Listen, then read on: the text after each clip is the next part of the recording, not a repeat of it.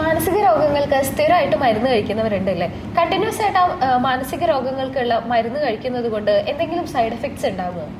മാനസിക രോഗങ്ങൾ ചികിത്സിക്കാൻ നമുക്ക് ഇന്ന് വളരെ ഫലപ്രദമായ മരുന്നുകൾ ഇന്ന് അവൈലബിൾ ആണ്. പക്ഷേ ആളുകൾക്ക് പലപ്പോഴും അവ ഉപയോഗിക്കാൻ ഒരു വിമുഖത കാണാറുണ്ട്.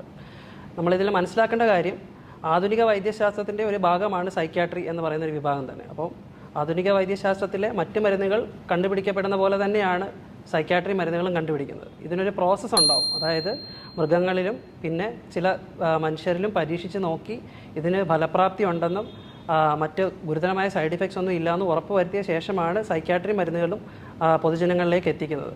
തീർച്ചയായിട്ടും രോഗത്തിന് ഒരു പ്രതിവിധിക്ക് ഈ മരുന്നുകൾ തീർച്ചയായും സഹായകമാണ്. പിന്നെ മരുന്നിന് സൈഡ് ഇഫക്റ്റ് ഉണ്ടാകുമോ എന്ന് ചോദിച്ചു കഴിഞ്ഞാൽ, ഇഫക്റ്റുള്ള ഏത് മരുന്നുകൾക്കും സൈഡ് ഇഫക്റ്റ് ഉണ്ടാകാം. സത്യം പറഞ്ഞാൽ മാനസിക രോഗത്തിന് സാധാരണ ഉപയോഗിക്കുന്ന മിക്ക മരുന്നുകളും ഗുരുതരമായ സൈഡ് ഇഫക്റ്റുകൾ ഇല്ലാത്തതാണ് എന്നതാണ് വസ്തുത.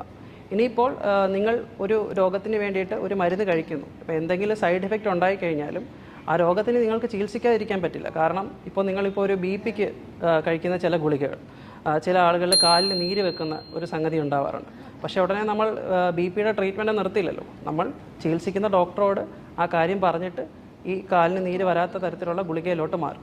ഇതേ കാര്യം തന്നെ സൈക്യാട്രി മരുന്നുകളെ പറ്റിയും ചെയ്യാവുന്നതേ ഉള്ളൂ. അല്ലാതെ നമ്മൾ ചികിത്സ മുടക്കുക എന്നുള്ളതല്ല ഇതിനുള്ളൊരു പ്രതിവിധി. ഡോക്ടർ പറയുന്ന അളവിൽ കൃത്യമായി ഫോളോ അപ്പ് ചെയ്ത് മരുന്നുകൾ കഴിക്കുകയാണെങ്കിൽ സൈക്യാട്രി മരുന്നുകളും തീർച്ചയായിട്ടും സൈഡ് ഇഫക്റ്റ് വളരെ കുറഞ്ഞതും വളരെയധികം ഫലപ്രദവുമാണ്.